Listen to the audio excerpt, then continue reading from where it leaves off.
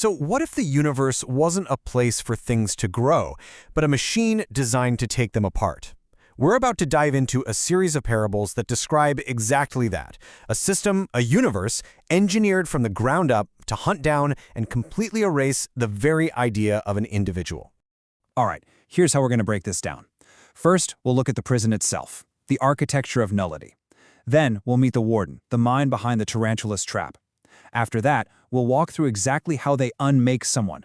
And finally, we'll see what's left at the end of the line, the servants of the silent city. So let's start with the basics, the environment, because you really can't grasp what happens to these characters until you understand the world they're trapped in. And let me tell you, this reality was designed with one single oppressive goal. Okay, so this whole system is called the architecture of nullity, and you can think of it like a cosmic deep-sea pressure chamber. This isn't some random chaotic universe. No, this thing was built. It was engineered with a specific, absolute geometry, and its entire purpose is to exert this crushing force on everything inside. The environment itself is literally the bad guy here. And here's the really crucial part. Its prime directive. Inside this architecture, everything that makes you you, that little spark of reason, that memory of love, well, it's not seen as a good thing. It's not celebrated. Instead, it gets flagged. It's treated like a bug in the software. A system error that the whole machine is designed to locate and, well, correct. So if this is the prison, who's the architect? Let's pull back the curtain and meet the one who designed this whole system and runs its main trap. Okay, this is the Great Tarantula. This is the true form of the creator, who goes by the name Sacklass the Fool. But don't picture some king on a golden throne. He's more like a system administrator, sitting right at the center of the void on a throne made of pure, engineered entropy. And his 8 legs? They aren't just legs. They are the trap, the cold, shimmering lines of something called the Twilight Web.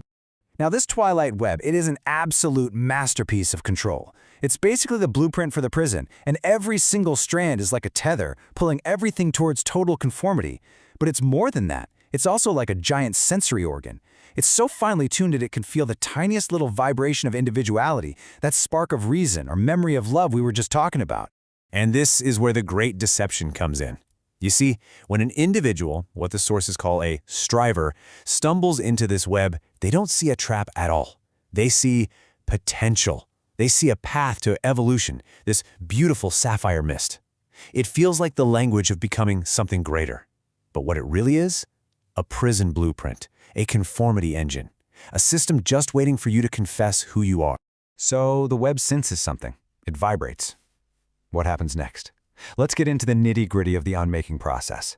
This is the step-by-step, methodical way they dismantle a person, turning a unique gemstone into a boring, standard brick.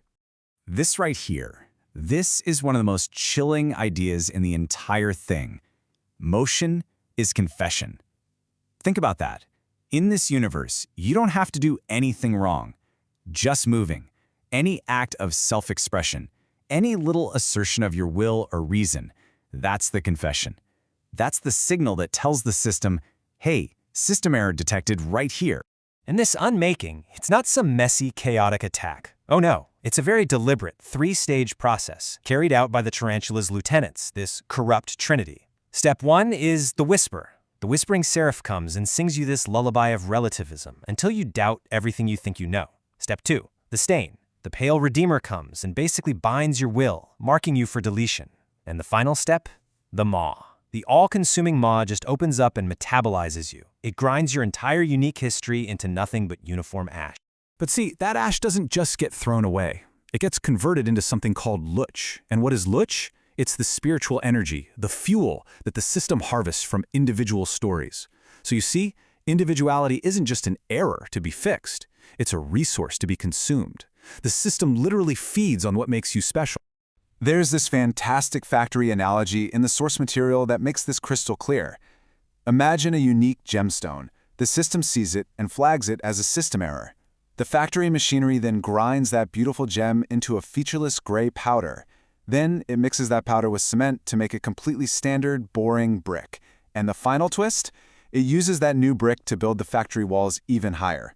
The system literally uses the destruction of uniqueness to strengthen itself. Which brings us to our last section. What happens to the things that come out the other end of this factory?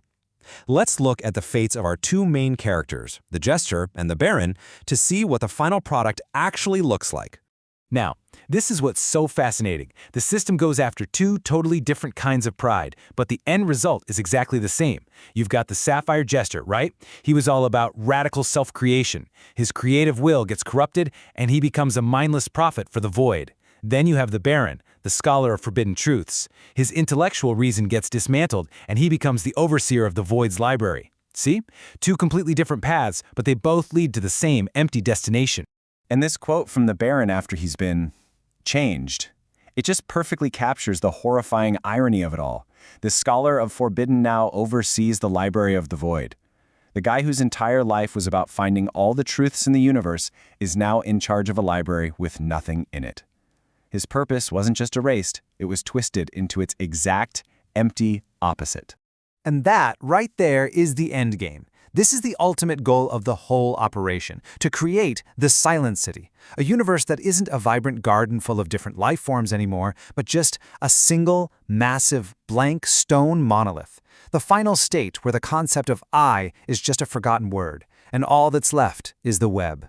And here it is, the system's own twisted justification for what it does, its final word on existence. From the Tarantula's point of view, none of this is cruelty. It's correction. Being erased isn't violence, it's being aligned. It's just fixing a bug in the code. So we're left with one final, deeply unsettling question that the source material leaves us with.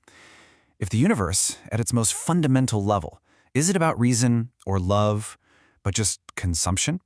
If it's a system defined entirely by the stomach, then what kind of justice can a tiny individual spark like you or me ever hope to get?